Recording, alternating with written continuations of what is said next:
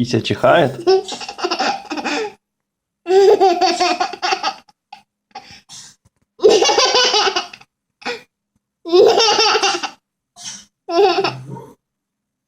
Кися, будь здорова, да?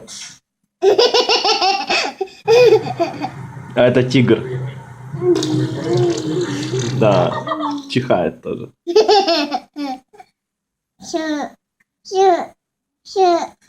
Это козочка.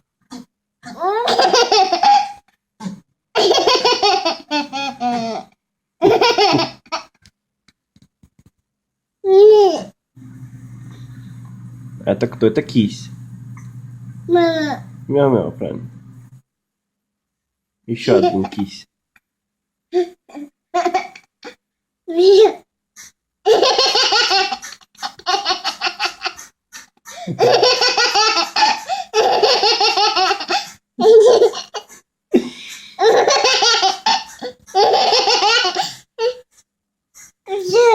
Чихает.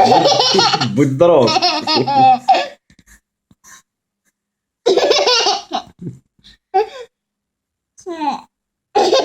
Собачка. Это обезьянка.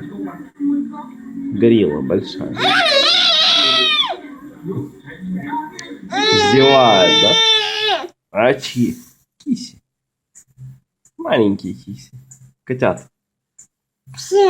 Да, в чьи, говорит.